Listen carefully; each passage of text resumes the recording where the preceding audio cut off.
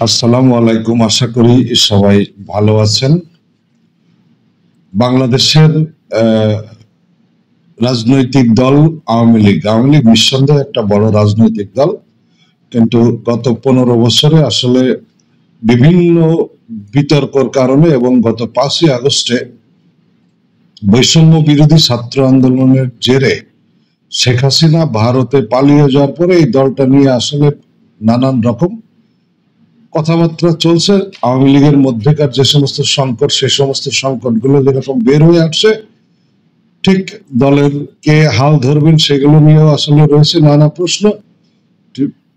বঙ্গবন্ধু শেখ মুজিবুর রহমানের মৃত্যুর পরে আসলে ওনার দুই কন্যার কারণে, শেখ হাসিনা এবং শেখ রেহানার কারণে দলে ঠিক ওইভাবে শূন্যতা তৈরি না হলেও এবার কিন্তু সেই শূন্যতা তৈরি হওয়ার আশঙ্কা দেখা দিয়েছে। কারণ শেখ হাসিনার বয়স এখন 77 বছর। আওয়ামী লীগ আবার রাজনীতিতে ফিরতে ফিরতে কত বছর লাগে সেটা একটা যেরকম ব্যাপার আছে, আর সেই বয়সে উনি আসলে দলকে কিভাবে টেনে নিয়ে যাবেন বা উনি অতদিন বেঁচে থাকবেন কিনা সেগুলো নিয়েও রয়েছে নানা প্রশ্ন। আওয়ামী লীগ এর আগেও বিভিন্ন সংকটে পড়েছে। দলটির শাসন ক্ষমতা পতন ও পরিণতির ধরন এবার ভিন্ন। গণ অভ্যুত্থানের মুখে আওয়ামী লীগ সরকারের পতন হয়েছে এবং গণহত্যার অভিযোগ আছে। মুক্তিযুদ্ধের নেতৃত্ব দেওয়া আওয়ামী লীগের জুটেছে ফ্যাসিবাদের তকমা। তাদের দীর্ঘ 15.5 বছরের শাসন আমলে ব্যাপক দুর্নীতি বা অর্থ লুটপাট বা অর্থ পাচারের অভিযোগ রয়েছে। আর এই প্রেক্ষাপটে নৈতিকতা নিয়ে প্রশ্ন উঠেছে। এমন পরিস্থিতিতে শেখ হাসিনা সহ দলটির নেতাদের বড় অংশকে ভারত সহ বিভিন্ন দেশে পালাতে হয়েছে। বাংলাদেশের ইতিহাসে কোন সরকারের পতনের পর নেতাদের এভাবে পালিয়ে যাওয়ার কোন নজির বা ইতিহাস নাই। এখন অন্তর্বর্তী সরকারের দিক থেকে গণ অভ্যুত্থানে হত্যাকাণ্ড বা গণহত্যার অভিযোগে শেখ হাসিনা সহ আওয়ামী লীগের বিভিন্ন শীর্ষ পর্যায়ের নেতাদের বিচার দ্রুত এগিয়ে নেওয়ার চেষ্টা রয়েছে। দলটিকে নিষিদ্ধ করার দাবিও নতুন করে সামনে এনেছে বৈষম্য বিরোধী ছাত্র আন্দোলন ও জাতীয় নাগরিক কমিটি। রাজনৈতিক বিশ্লেষকরা মনে করেন এই বাস্তবতা আওয়ামী লীগের নেতা কর্মীদের উপর এক ধরনের মনস্তাত্ত্বিক প্রভাব ফেলেছে। তার মধ্যে মানসিক দুর্বলতা কাজ করছে তাদের মধ্যে। এমন পটভূমিতে আওয়ামী লীগের নেতা কর্মীরা সহসাই দলে দলে রাস্তায় নেমে আসবেন। এখন ও সেই মনোবল বা সাহস তাদের হয়নি। ফলে তাদের সরকার পতনের দিন গত বছরের 5ই আগস্ট এবং এর 6 মাস পূর্তিতে এসেও ঢাকার ধানমন্ডি 32 নম্বরে শেখ মুজিবের বাড়ি সহ সারা দেশে দলটির নেতা কর্মীদের স্থাপনায় হামলা, ভাঙচুর ও আগুন দেওয়ার ঘটনা ঘটে। সেই দৃশ্য হজম করা বা আক্ষেপ করা ছাড়া আওয়ামী লীগের নেতা কর্মীদের আর কিছুই করার ছিল না। দেশের উত্তরের জেলা বগুড়ার একটি উপজেলার আওয়ামী লীগের নেতা নাম প্রকাশ না করার শর্তে বিবিসি বাংলাকে বলেছিলেন, এখন সক্রিয় সব রাজনৈতিক দল তাদের বিরুদ্ধে রয়েছে, সেজন্য তারা প্রকাশ্যে এলে তাদের দলের কর্মীদের দ্বারা আক্রমণের শিকার হচ্ছেন। এর সঙ্গে রয়েছে গ্রেপ্তার আতঙ্ক। এই প্রতিকূল পরিবেশ তাদের প্রকাশ্যে আসার সুযোগ নেই। দীর্ঘ সময় ক্ষমতা থাকার পর এটি তাদের কাছে ভিন্ন এক বাস্তবতা।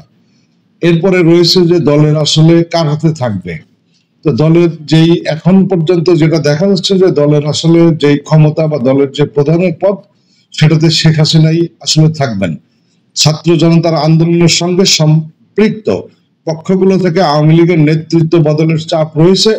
কোন কোন পক্ষ থেকে পরামর্শ দেওয়া হচ্ছে। সরকারের একাধিক উপদেষ্টা বলে আসছেন শেখ হাসিনা ও আওয়ামী লীগ অপ্রাসঙ্গিক হয়ে গেছে। দলটির শীর্ষ নেতাদের যাদের বিরুদ্ধে গণহত্যা সহ বিভিন্ন অভিযোগ আছে তারা রাজনীতি করতে পারবে না।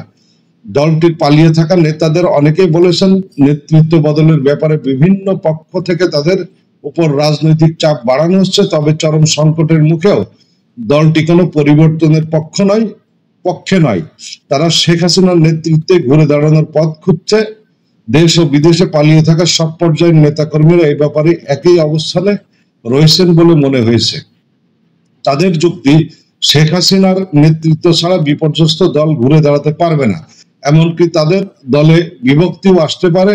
দলের অস্তিত্ব রক্ষা করতে নেতৃত্ব নিয়ে তাদের বিকল্প চিন্তার কোনো সুযোগ নাই।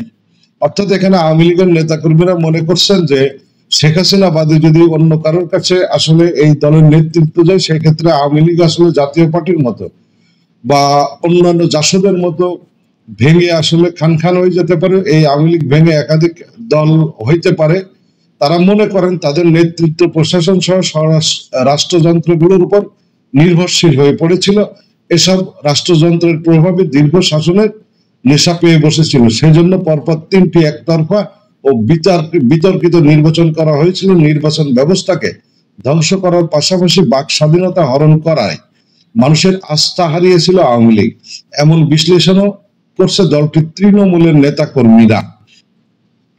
তো এই হচ্ছে ব্যাপার, যে আওয়ামী লীগ আসলে যেটা এখন পর্যন্ত যা মনে হচ্ছে যে এটা শেখ হাসিনার, উনি যতদিন বেঁচে আছে উনি নেতৃত্বে থাকবেন, কারণ উনি বাদে যদি কেউ নতুন করে নেতৃত্বে আসে তখন জাতীয় পার্টি বা জাসদ এদের মতো আসলে মুখ থুবড়ে পড়তে পারে এবং এই দলের নেতৃত্ব আশা নিয়ে এই দলে ভাঙ্গন সৃষ্টি হইতে পারে। এটা অস্বাভাবিক কিছু না। এমনি বর্তমান যে সরকার বা যে সমস্ত রাজনৈতিক দল বর্তমানে সক্রিয় রয়েছে, তাদের সামনে যে বৈষম্য বিরোধী ছাত্র আন্দোলনের নেতৃত্ব দেওয়া যে সমস্ত উপদেষ্টা রয়েছে এখন পর্যন্ত সরকারে, তো তারাও কিন্তু আসলে বিভিন্ন সময় বিভিন্ন আকার ইঙ্গিতে এই জিনিসটা বোঝাতে চাচ্ছে যে হাসিনা বা এই আওয়ামী লীগের যে সমস্ত সংসদ সদস্য, মন্ত্রী এবং নেতাকর্মী দুর্নীতির সাথে জড়িত, অর্থ পাচারের সাথে জড়িত, তাদের আসলে রাজনীতিতে আসার আর কোনো সুযোগ দেওয়া হবে না। এবং আপনারা জানেন যে আগামী আগস্ট মাসের ভিতরে, এটা আইন উপদেষ্টা আসিফ নজরুল বলেছেন যে 3 থেকে 4টা মামলার রায় হওয়ার সম্ভাবনা রয়েছে আগস্ট মাসে। এবং এই মামলাগুলোতে আওয়ামী লীগের যে সমস্ত আসলে বাঘা নেতা আছে সবারই বিভিন্ন মেয়াদে সাজা হয়ে যাবে, এটাই এখন পর্যন্ত অনুমান করা যাচ্ছে।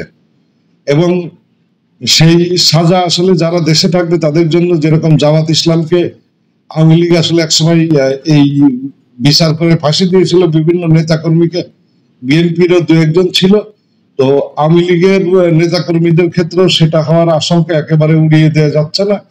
আর যে সমস্ত আওয়ামী লীগের নেতাকর্মী দেশের বাইরে অবস্থান করছে, তারা আসলে এই যে আন্তর্জাতিক অপরাধ ট্রাইব্যুনালে যে সমস্ত বিচার চলছে, এখানে আসলে মামলায় অনুপস্থিত থাকার কারণে তারা খুব একটা ডিফেন্স করতে পারবেন বলেও মনে হচ্ছে না। যেরকম বিগত আওয়ামী লীগ সরকারের আমলে তারেক জিয়ার বিরুদ্ধে টোটাল 85 বা 87টি মামলা ছিল, সেখান থেকে আপনার 79টি মামলায় অলরেডি আপনার মামলার রায় এবং প্রত্যাহার করা হয়েছে, তাকে মুক্তি দেওয়া হয়েছে, অনেক মামলা খারিজ করে দেওয়া হয়েছে, এরকম 79টি।